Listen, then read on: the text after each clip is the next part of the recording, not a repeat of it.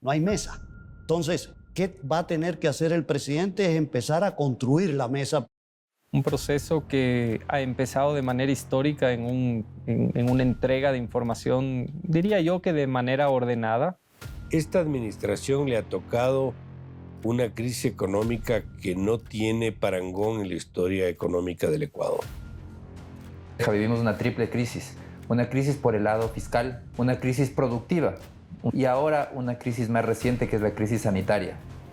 Desde ahí vivo agradecida desde ese tiempo que yo cobro el bono y ahora, como le digo, de eso vivo. El combate a la emergencia sanitaria es lo más urgente que tenemos en esta coyuntura actual. Que los ecuatorianos están cansados de la bronca, están cansados de los golpes, están cansados de la pelea.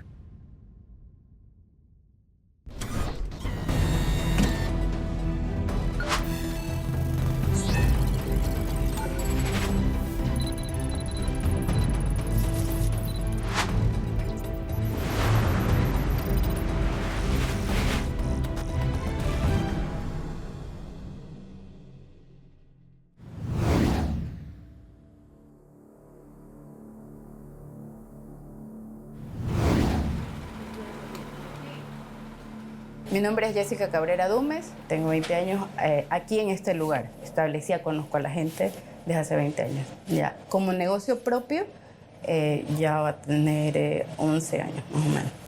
Desde el 2019. Al ver ya que la situación ya no daba lo que era el cyber, pues fui evolucionando y tuve que dividir local, porque como era muy grande, entonces había que dividirlo. Y sin querer queriendo se dio la situación de que una parte del lugar estaba como diseñado para un pequeño barcito. Entonces empecé allí vendiendo jugos, vendiendo jugos batidos, tostadas.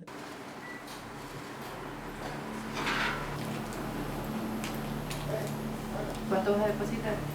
Estratégicamente he tenido que ir modificando. O sea, yo tengo realmente solo 3 personas que me ayudan. Ya en el local yo administro y de acuerdo a la situación económica, pues bueno, me cambio a un proveedor o qué sé yo, busco los precios más bajos, que toca hacerlo. La otra cuestión también ha sido el hecho de que toca hacer la labor de un empleado de pronto porque tuve que despedir a un empleado por la situación luego de la pandemia. Entonces tuve que prescindir de uno de mi equipo de trabajo y asumir el rol de esa persona. La historia de Jessica Cabrera es muy similar a la de miles de trabajadores ecuatorianos, afectados por la crisis económica que ha vivido el país en los últimos años. Esta administración le ha tocado una crisis económica que no tiene parangón en la historia económica del Ecuador. La crisis del año 99, producto del problema bancario, entre otras razones, significó en términos de producción una caída de más o menos 5%. Aquí estamos hablando de una caída de cerca del 8%. Es la crisis que heredará el gobierno de Guillermo Lasso y que para intentar enfrentarla de mejor manera ha provocado un proceso de transición encabezado por representantes de ambas partes. Lo iniciamos hace varios meses, aún antes de saber quién iba a ser electo presidente de la República, y lo hicimos con apoyo y colaboración del Programa de las Naciones Unidas para el Desarrollo. Lo que queremos es que sea un proceso transparente, ágil y sobre todo un proceso que le permita al nuevo presidente de la manera más rápida instalarse en su cargo y comenzar a aplicar su plan de gobierno.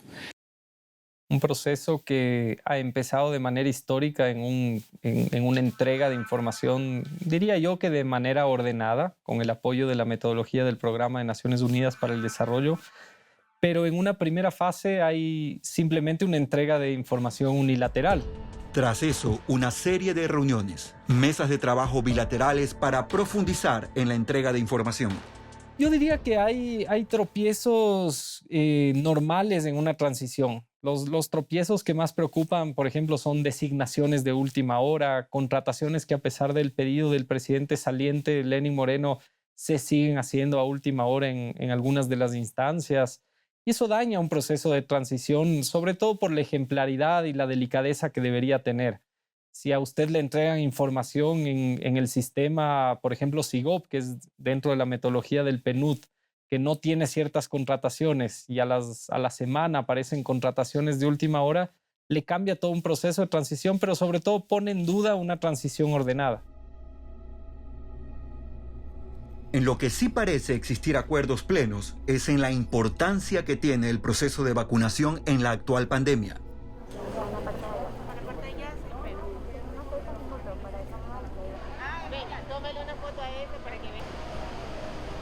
Sin duda, el tema COVID, el proceso de vacunación, el combate a la emergencia sanitaria es lo más urgente que tenemos en esta coyuntura actual. Allí hay una amplia cantidad de información que se va a entregar. Hay ciudadanos que van a recibir la primera dosis con el gobierno saliente y la segunda dosis con el gobierno entrante. Por lo tanto, la clave está en empatar el Plan Nacional de Vacunación que ha propuesto el presidente Guillermo Lasso con lo que tiene este gobierno. Hace pocas semanas se mencionaba que no había un plan de vacunación y que se lo iba a construir. Y creo que este es el tema más sensible. La vacunación es una prioridad, no puede verse afectada por una transición, pero es importante recibir toda la información de manera transparente. Por ejemplo, los aspectos logísticos, qué vacunas se han comprado, cuándo estarían por llegar las dosis que faltan.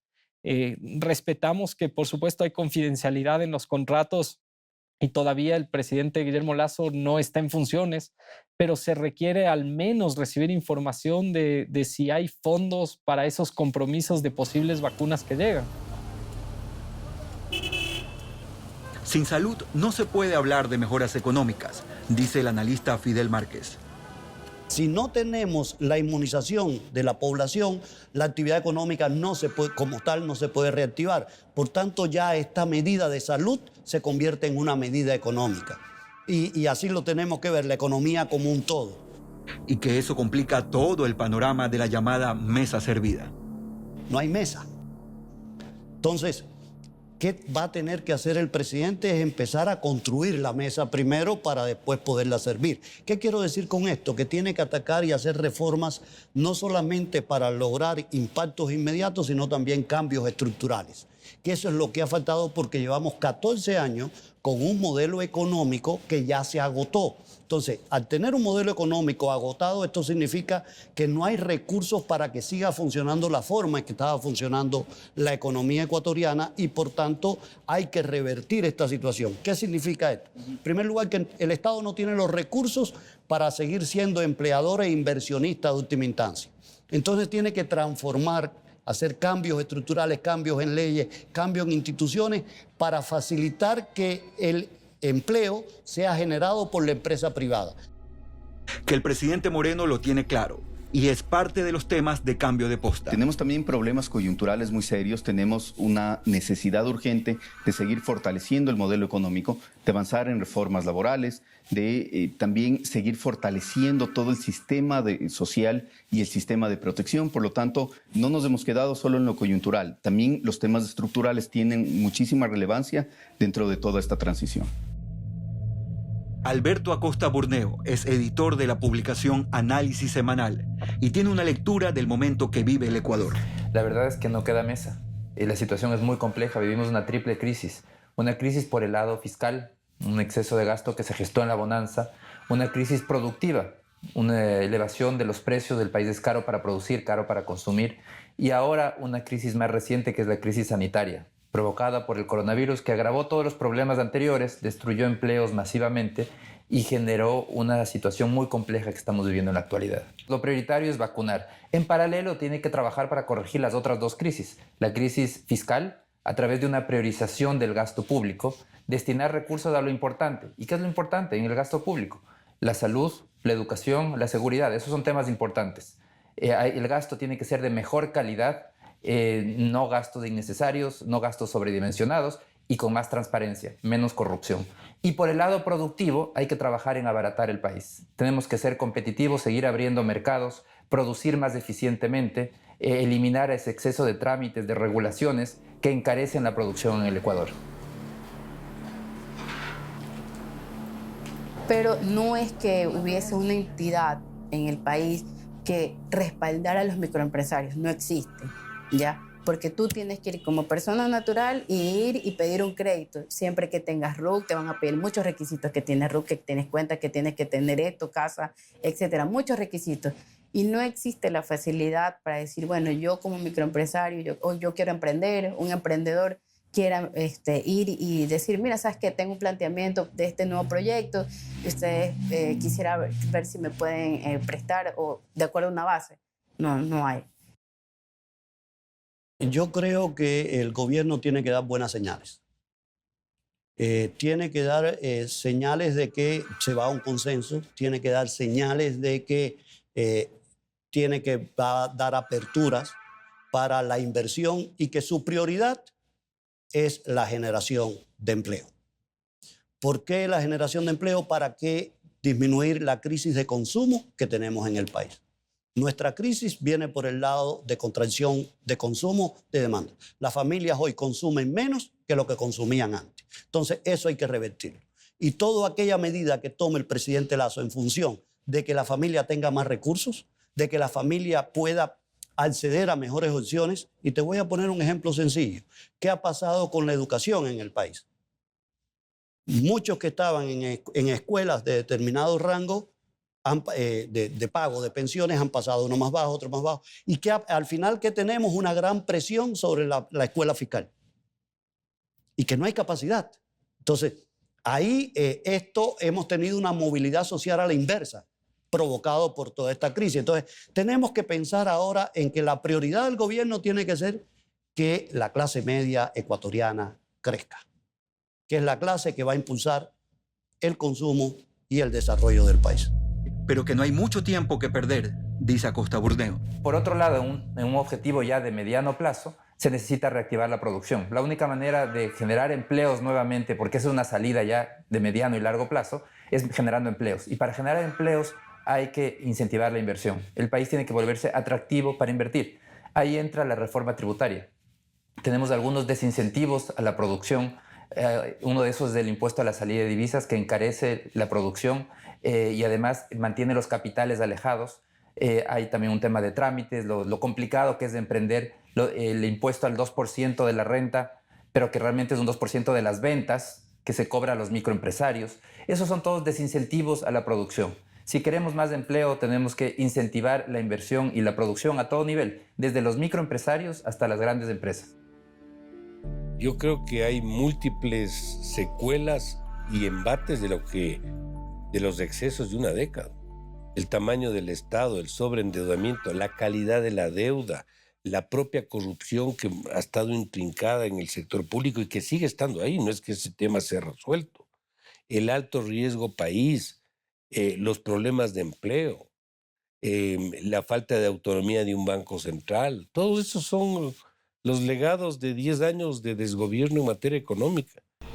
Pese a la crisis, el gobierno de Moreno tuvo algunos aciertos, dicen expertos. Existen cosas positivas y igual que en todo también hay muchas otras cosas negativas. Entre lo positivo por el lado político, dio un giro y evitó una reelección indefinida que era la puerta abierta para un gobierno autoritario que se podía quedar eternamente. Ya lo han vivido otros países de la región, no hay nada peor que un político se eternice en el poder. También positivo ya en temas económicos fue la renegociación de la deuda comercial. Eso presenta un ahorro muy importante para el país. Son más de 10.000 millones de dólares que se ahorran en los primeros 5 años. Esto es importantísimo para el fisco. Este gobierno, el nuevo gobierno, no va a tener que pagar ni intereses en los primeros 2 años, hay un periodo de gracia de intereses, y tampoco va a tener que pagar capital en esa deuda en los siguientes 5 años, es decir, este y un año del siguiente gobierno no van a tener que pagar capital en esa deuda. Eso es un ahorro muy importante para las cuentas fiscales.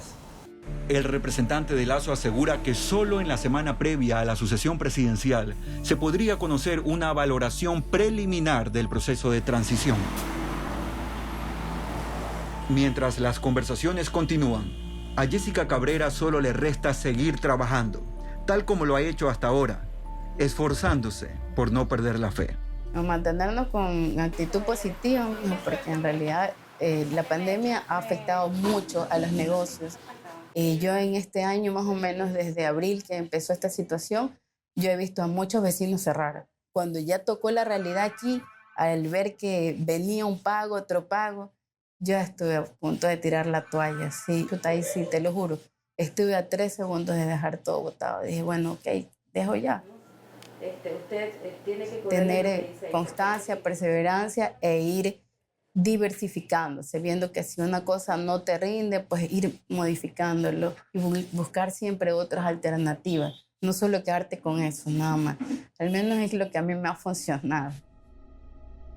Ella y millones de ecuatorianos esperan que desde el 24 de mayo del 2021 se empiece a escribir una nueva historia, esta vez con mejores cifras.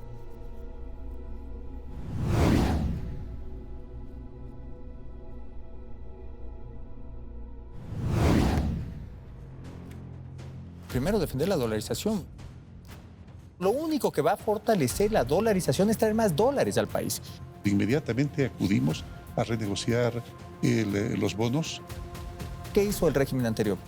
Se tomó dinero del Banco Central para prestarse. Porque el día que el banco nos diga, no tengo con qué devolverte la plata, se hace una crisis financiera de grandes magnitudes nuevamente, que puede ser incluso peor que la del 99.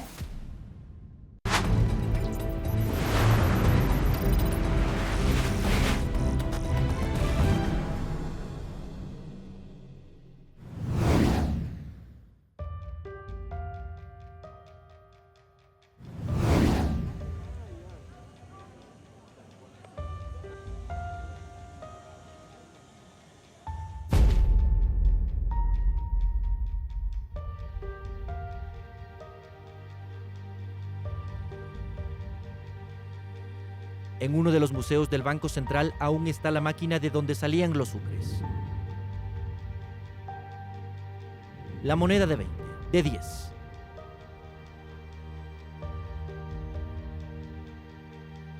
El 22 de marzo de 1884, Ecuador adoptó al sucre como moneda. Esa decisión se tomó durante la presidencia de José María Plácido Camaño. El sucre estuvo vigente en Ecuador durante 116 años. Su nombre fue un homenaje al mariscal Antonio José de Sucre. En esta sala la comparación es inevitable. Aunque los billetes tienen números similares, los colores y valor adquisitivo son diferentes. La transición del sucre al dólar se dio en medio de una crisis financiera que provocó dolor, que rompió familias.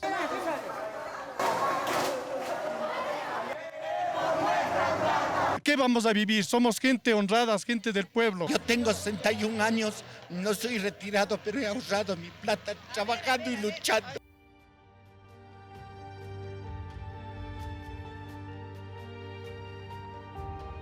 La medida se adoptó ante la aguda crisis que atravesaba el país con una caída de la economía del 7%, el precio del barril de petróleo a $7 y una inflación de 60.7%, que produjo el cierre de una treintena de instituciones bancarias entre 1998 y 1999. A partir de ese día, los ecuatorianos tuvieron 8 meses para deshacerse de la moneda que estuvo vigente por 116 años.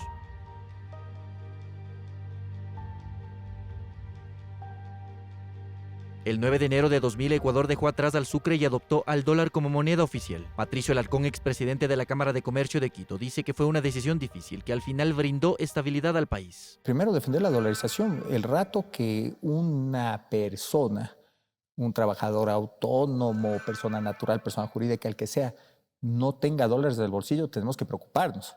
Porque eso significa que cada día tendrías menos moneda local para comprar productos del mismo valor. Entonces tú perderías tu poder adquisitivo. ¿Y qué pasa si el modelo se equivoca? Se sigue ajustando la dolarización. Siempre hay menos dólares para más ecuatorianos. Hubo una etapa de transición. En las calles los cambistas recibían 25.000 sucres y entregaban $1. El dólar finalmente desplazó al sucre. La asambleísta Gabriela Larreategui era adolescente cuando eso sucedió. Dice que ha sido muy complicado volver a confiar en el sistema financiero.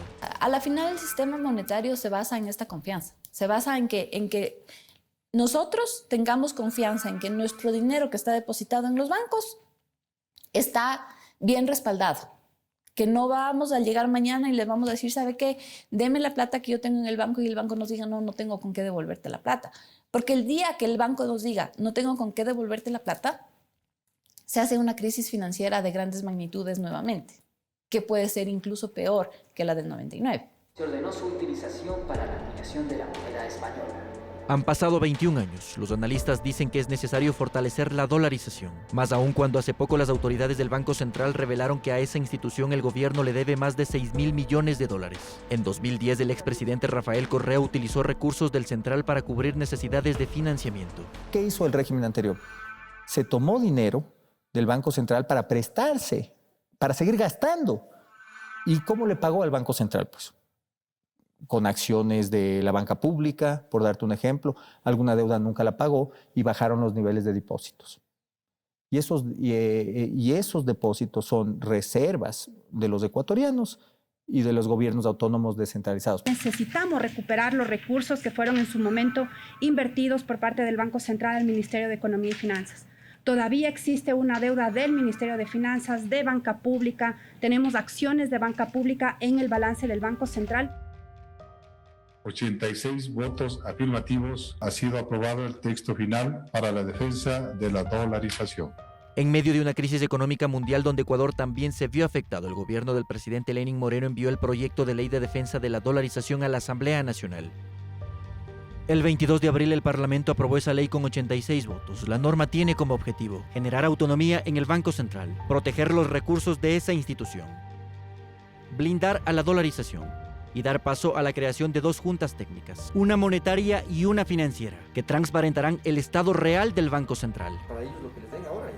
Gabriela Larrategui estuvo en la comisión que analizó el documento. Dice que en adelante ningún gobierno podrá volver a tomar recursos del Banco Central. En todo el mundo se obliga a que los bancos tengan un porcentaje de los depósitos de la gente en una reserva. Esta reserva sirve para que cuando el banco, por alguna razón, empiece a carecer de liquidez, pueda acudir al Banco Central y devolver los depósitos a sus dueños, ¿no es cierto? Si es que el gobierno de turno comienza a tomar este dinero del Banco Central y le cambia por papeles, le cambia por acciones, en el caso de que un banco necesitaría tener esa plata para devolver a su depositante, no le puede pues devolver en acciones, no le puede devolver en papeles. Al depositante siempre se tiene que devolverle en dinero.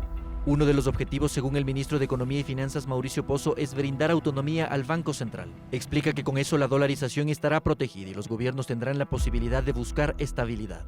Existe mucha experiencia internacional.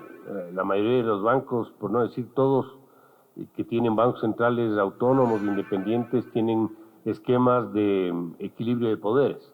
Y ahí está tanto la participación de los congresos o las asambleas, cuanto con el Ejecutivo. Estabilidad que, según el expresidente de la Cámara de Comercio de Quito, Patricio Alarcón, será fácil evidenciar porque habrá circulante en las calles, más cuando el proceso de reactivación económica se consolide.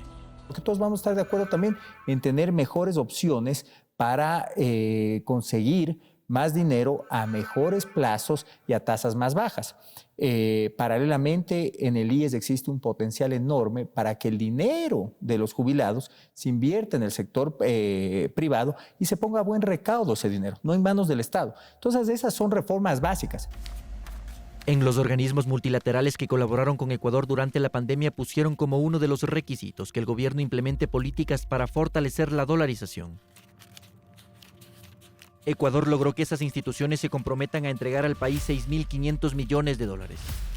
Los recursos vendrán del Fondo Monetario Internacional, el Banco Mundial, el Banco Interamericano de Desarrollo y la Corporación Andina de Fomento. Otros préstamos se concretaron con China. Inmediatamente acudimos a renegociar los bonos que estaban en manos de los tenedores del exterior. Los renegociamos en unas condiciones extraordinarias que inclusive nadie lo creía, y lo renegociamos por haber tomado la decisión de haber sido honestos y transparentes, y con la nueva presidenta del Fondo Monetario Internacional accedieron a darnos créditos extraordinarios, inclusive el último de 6.500 millones de dólares por parte del Fondo Monetario Internacional y 2.000 millones de dólares que nos proveyó el Banco Mundial, la CAF, el BID, etcétera, etcétera. Con todos ellos tenemos una extraordinaria relación. Entre diciembre de 1999 y enero de 2000, la empresa Cedatos efectuó una encuesta para verificar cómo los ecuatorianos acogieron el cambio de moneda. El 65% respondió que quería irse del país. 21 años después, esa empresa desarrolló otro estudio. Ahora el 85% respalda la dolarización. Cree que hay más poder adquisitivo. Lo único que va a fortalecer la dolarización es traer más dólares al país. ¿Y cómo se trae más dólares de inmediato? Es trabajando en los sectores estratégicos. si es que tú puedes generar mucha inversión en el sector eléctrico, hidroeléctricas, fotovoltaicas, inversión eólica, y todo eso va a convenir por dos aspectos a los ecuatorianos. Primero, porque llega mucho dinero, capital fresco, eso hace que se generen más fuentes de empleo. Y segundo, porque van a bajar los precios de los servicios, pues, porque hay más competencia. Si algo nos ha ayudado en el país es justamente que hayamos tenido dolarización. Por eso no nos ha pasado lo que está pasando en Venezuela, la depreciación, la maquinita de servicetes, esa seguridad que tenemos nosotros en la dolarización que nos permite invertir, tanto a los hogares como a las empresas, nos permite invertir, nos permite ahorrar. Antes del 99, ¿cuándo se te hubiera ocurrido tener tu plata en una póliza, por ejemplo?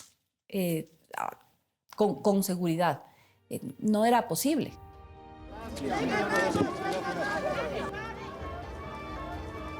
Guillermo Lasso empezará su gestión el 24 de mayo. En su gobierno ya no habrá la posibilidad de acceder a los recursos del Banco Central para cubrir necesidades de financiamiento. Y tendrá el reto de buscar mecanismos para reactivar la economía. En medio de una pandemia que golpeó al Ecuador y al mundo.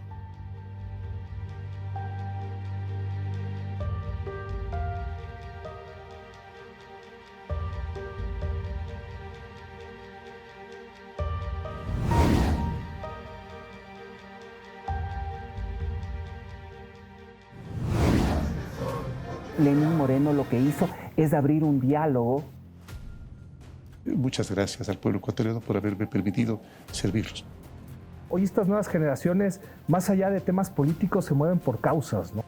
Todo el Ecuador está pensando que lo que ellos necesitan es ayuda en lo económico, en la salud y en la seguridad.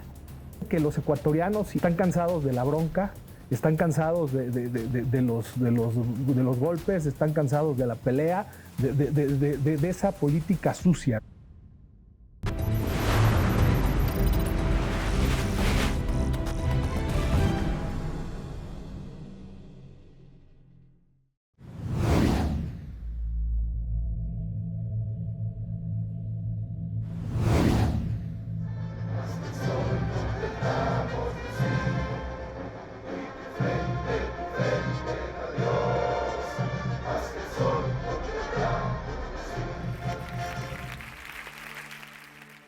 La consulta popular del 4 de febrero de 2018 fue la primera batalla electoral que Lenín Moreno lideró como presidente de la República en su búsqueda de la reconciliación del país y el diálogo nacional. Lenín Moreno lo que hizo es abrir un diálogo, como lo hizo, y poder atender de mejor manera las voces de otros actores de la sociedad que antes no podían tener acceso al presidente porque el presidente tenía un claro sesgo ideológico. Al cambiar el estilo del manejo de gobierno de Rafael Correa, fue generar un mayor nivel, yo diría, de distensión en la sociedad. El sí superó el 60% de los votos en todas las preguntas. El gobierno, como promotor de la consulta, se declaró como el gran ganador de estas elecciones.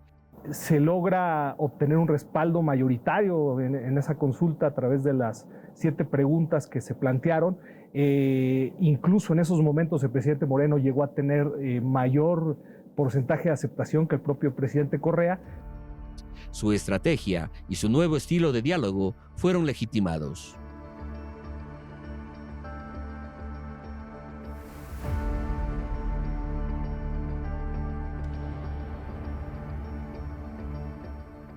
Fueron 7 preguntas las que se realizó en la consulta popular de 2018, 5 de reforma constitucional y 2 de consulta a la ciudadanía.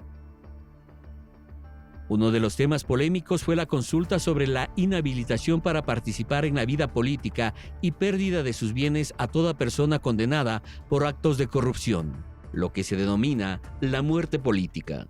Esto significó una reforma trascendental. Por ejemplo, en el caso de Rafael Correa y todos los sentenciados en el caso denominado caso Sobornos 2012-2016. Todas las personas, aparte de la sentencia condenatoria ejecutoriada que priva su libertad, tienen una inhabilitación política de 25 años.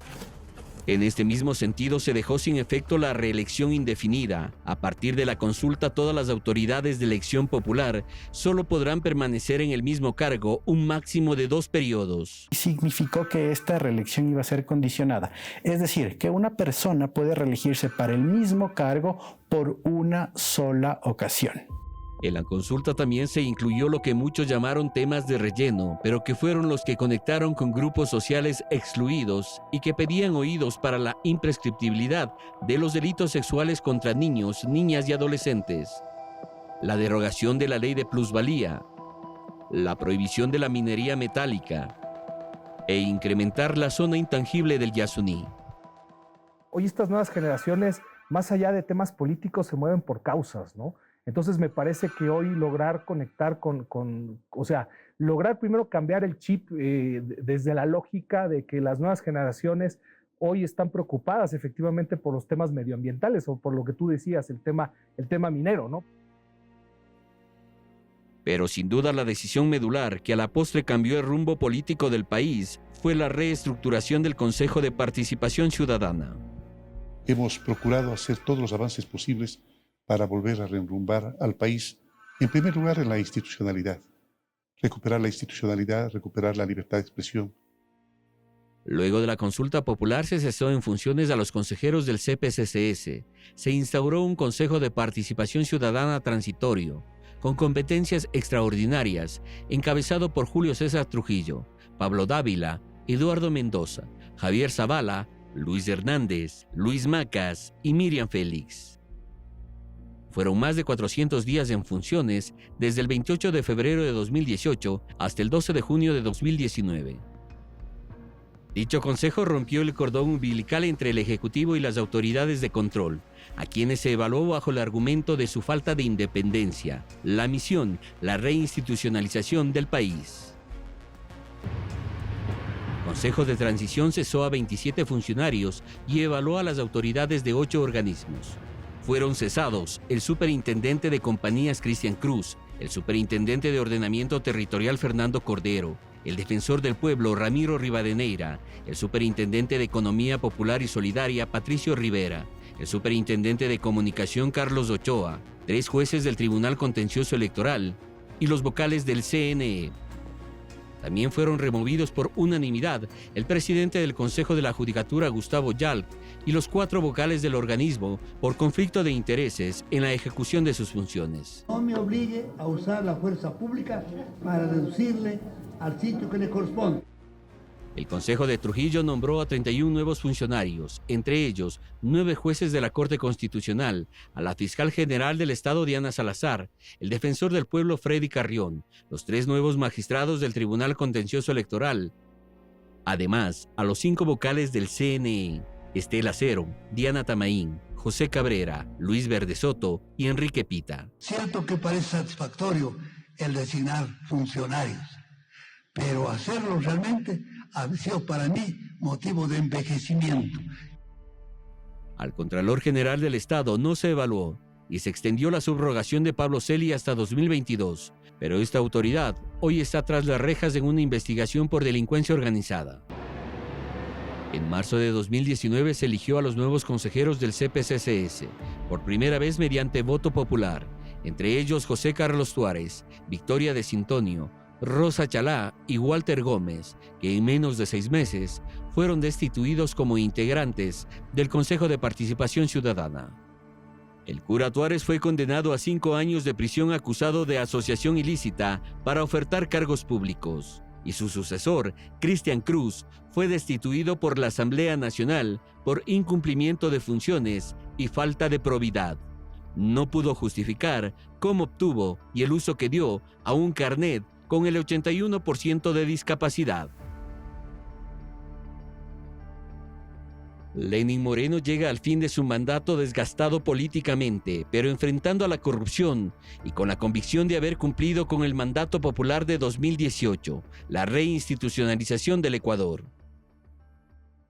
Muchas gracias al pueblo ecuatoriano por haberme permitido servirlos, por haberme permitido ser el líder de este retorno a la democracia plena y verdadera.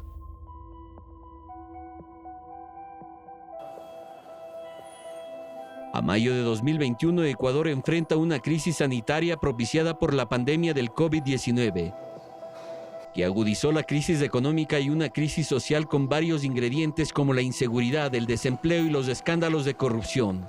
De ahí que para los analistas políticos, el primer reto que enfrenta el nuevo presidente está directamente relacionado a las soluciones que diseñe y aplique para estos problemas. Todo el Ecuador está pensando que lo que ellos necesitan es ayuda en lo económico, en la salud y en la seguridad. El presidente Guillermo Lasso debería enfocarse a generar planes emblemáticos para atender esas tres primeras necesidades.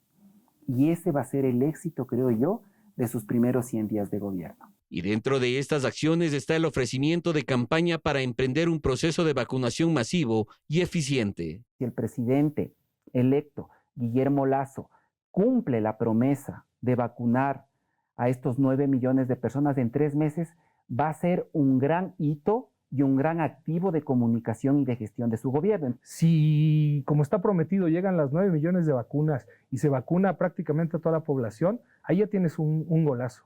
Y a partir de este gol, el reto para el gobierno es el juego en equipo, para la reconciliación y la unidad nacional. Me parece que esa ciudadanía va a estar vigilante y ahí tienes el gran reto para el próximo presidente. O sea, ¿cómo logras gobernar para todos los ecuatorianos, ¿no? No puede ser un gobierno que ni caiga en el tema de la cacería de brujas. Me parece que tiene que ser un gobierno que invite a todos los sectores. Hoy es momento de unir. Me parece que los ecuatorianos, y insisto, se demostró en las últimas elecciones, están cansados de la bronca, están cansados de los golpes, están cansados de la pelea, de esa política sucia, ¿no?, que tanto le hace daño. Lograr conjuntar a distintos actores, pero sobre todo construir el futuro del Ecuador, construir este proyecto de país junto a la ciudadanía. Me parece que ese es el tema clave. En lo político va a necesitar el apoyo de otros sectores para cogobernar desde la Asamblea. Reactivar la economía ecuatoriana respetando los compromisos con organismos internacionales, afianzando procesos de integración comercial, regulando la migración, combatiendo el narcotráfico y la crisis carcelaria, que son parte de la inseguridad nacional.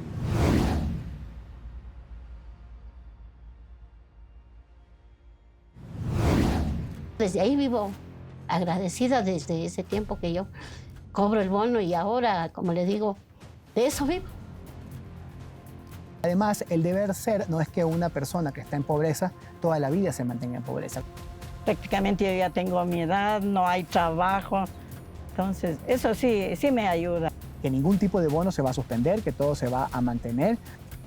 Tener el sentido de responsabilidad y no esperar solamente la dádiva, la limosna.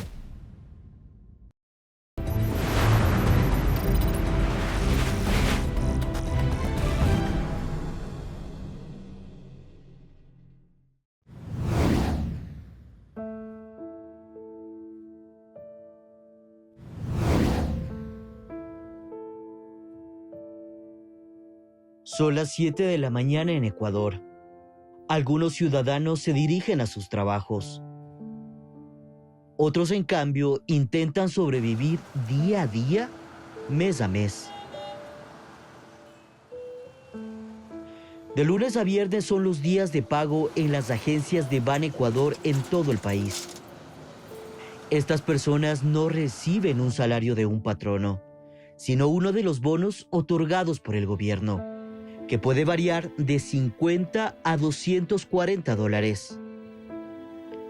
María Gualotuña tiene problemas de salud. Está imposibilitada de trabajar. Es una de las beneficiarias del bono Joaquín Gallegos Lara. Recibe 240 dólares. Me siento contenta porque no tengo sueldo, yo no soy afiliada ni nada. Me ayudo con eso. Fue en 1998 que el gobierno de Yamil Maguad implementó el bono solidario, que era de 100.000 sucres, es decir, 4 dólares.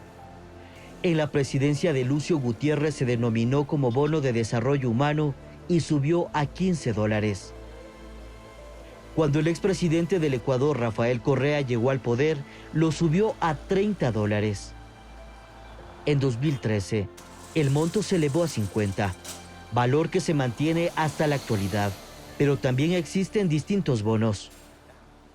Estamos frente a la red de protección social la más amplia de la historia del Ecuador, que tiene el bono de desarrollo humano con componente variable, que este es solamente para extrema pobreza y también para carga familiar. Y luego tenemos bonos que van destinados a personas con discapacidad profunda, como el bono Joaquín Gallegos Lara. Tenemos la pensión Mis Mejores Años, que también está destinado a adultos mayores que viven en extrema pobreza, y también la pensión Toda una Vida. Eso en la red permanente. Luego tenemos bonos que han sido emergentes, que podemos conversar a mayor detalle, los cuales son los bonos de protección familiar, que han tenido 4 fases.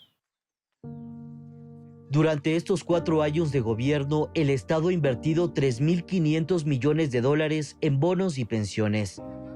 950,000 personas reciben el beneficio, que varía dependiendo de su condición económica. En todo piso de protección social o en todo el programa de transferencias monetarias siempre van a existir inclusiones y van a existir inclusiones. Esto no solamente pasa en Ecuador, sino que pasa en toda la región o en todos los países donde se dan transferencias monetarias no contributivas. Esto se realiza en virtud de un seguimiento y acompañamiento a las familias, porque además el deber ser no es que una persona que está en pobreza toda la vida se mantenga en pobreza. ¿Cuál es la relación o para qué sirven las transferencias monetarias? Para garantizar el consumo en esos hogares donde hay mucha necesidad. El bono de desarrollo humano desde un inicio tuvo el propósito de ser una ayuda, mas no una manutención permanente. Eso entendió Zoila. Asegura que el subsidio salva. Recuerda cuando lo cobró por primera vez.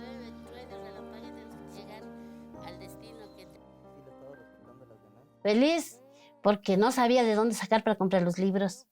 No sabía qué hacer. Mi hija en ese tiempo estaba sin zapatos. Y nos fuimos. Cuando llegamos acá, mis hijos igual contentos de ver que ya me han comprado la lista de útiles. Y ahí nos juntamos entre todos en la mesa a forrar libros, a forrar cuadernos. Ellos contentos, mi hija con sus zapatos. Entonces, me dio una emoción de ver que de algo me sirvió. De algo me sirvió y, como digo, desde ahí vivo agradecida desde ese tiempo que yo cobro el bono y ahora, como le digo, de eso vivo. De eso vivo. Y dar de comer a mis hijos. Eso.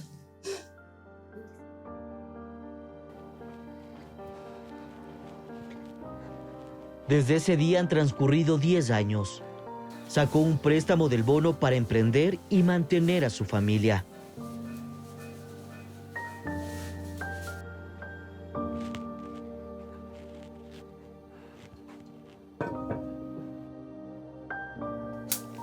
El último préstamo que me hice va a ser 2 años, o sea, 1 año y medio ya. Desde ahí empieza ya, como quien dice, mi vida a salir adelante. Porque voy a solicitar un préstamo y me dice, ¿sabe qué, señor? Usted tiene que seguir un curso de 8 días para que le aprueben el préstamo, si no, no le pueden aprobar. Entonces, para mí, perder 8 días de trabajo, ¿de dónde?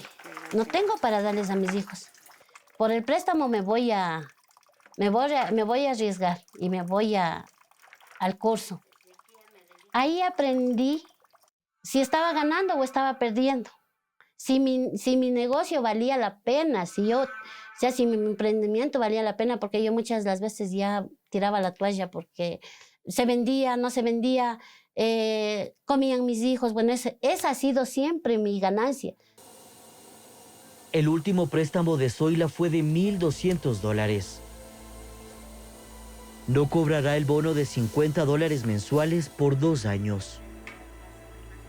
Ese dinero lo invirtió en materia prima para su negocio y ahora percibe $20 al día y es su propia jefa. La madre de Zoila, en cambio, recibe el bono Mis Mejores Años, que es de $100. Lo usa para sus tratamientos de osteoporosis, una enfermedad en los huesos. A sus 72 años ha iniciado un emprendimiento de plantas orgánicas. En su terreno se encuentra de todo, desde alberjas, lechuga, choclo y tomate. Los productos se comercializan en un mercado de Quito. Nos dieron el bono, nos siguen dando. Eso me sirve Parte es para incrementar aquí mismo y lo que es más para la medicina, porque prácticamente yo ya tengo mi edad, no hay trabajo, no se puede ni salir a vender siquiera lo poco que se tiene. Entonces, eso sí me ayuda. Gracias a Dios me ayuda bastante. Víctor Hugo Albán fue presidente del Colegio de Economistas de Pichincha. No está en contra de los bonos, pero dice que tiene que ser un capital para emprender. No es solamente un bono de consumo, sino un bono que puede ir acumulándose para hacer capital semilla, para pequeñas empresitas, ¿no? Empresas diminutas, en donde pueden comprar y vender productos de primera necesidad, pero ya empezar a trabajar, tener el sentido de responsabilidad y no esperar solamente la dádiva, la limosna. En la transición del actual gobierno al nuevo, se han impulsado conversaciones para la continuidad y el posible incremento de los bonos. La próxima autoridad del Ministerio de Inclusión Económica y Social será Mae Montaño. Ellos nos han sabido manifestar de que, por supuesto, van a continuar con aquellos proyectos, que ningún tipo de bono se va a suspender, que todo se va a mantener. Sobre todo van a definir cuál va a ser la política social del gobierno. Esto es normal. Esto en todos los procesos democráticos y además institucionales es común que el nuevo gabinete social pueda establecer las metas a las cuales quiere alcanzar. Tiene que establecer cuál es la población objetivo a la que le va a dar prioridad para atención. Y es una decisión, además, del presidente cuál es el presupuesto que se le va a destinar para poder atender a la red de protección social. Bueno, hay como cambiarlo en el corto plazo, porque hay que tomar medidas urgentes. Las urgentes es ampliar las transferencias en efectivo para la población más vulnerable. Bono de desarrollo humano a las personas que han perdido un empleo y que no lo van a recuperar por un buen tiempo. Lo importante es que nuevamente los ciudadanos no se vean afectados. Los bonos que reciben, por ejemplo, no tienen por qué variar en términos de una transición o el cambio de un gobierno. Hay que continuar las cosas que se hacen bien, hay que cambiar lo que requiere ser cambiado y hay que desterrar temas terribles como la corrupción.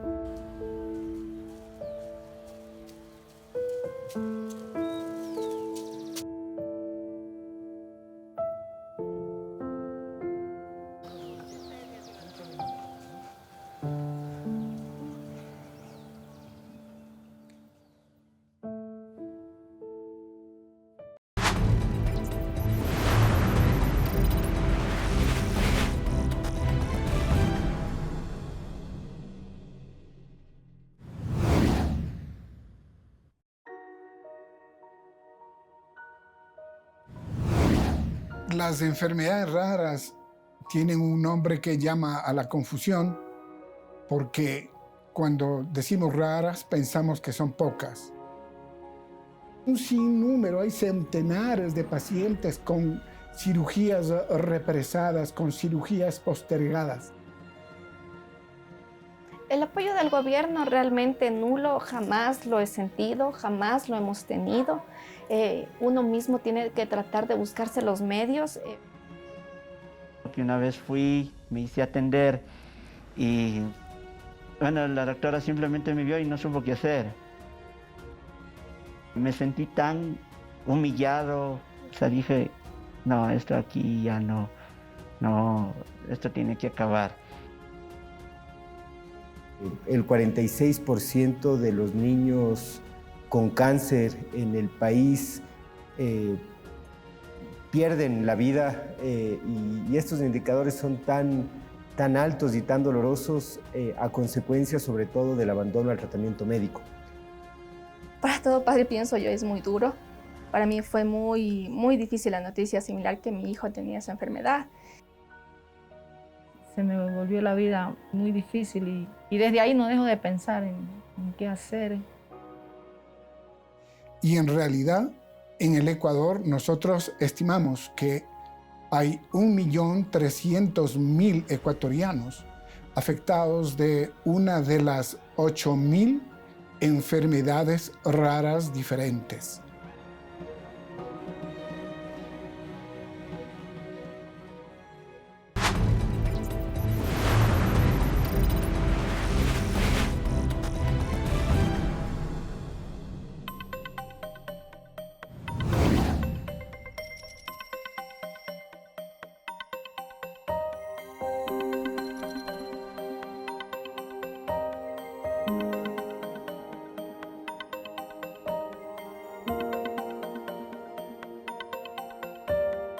Thank you.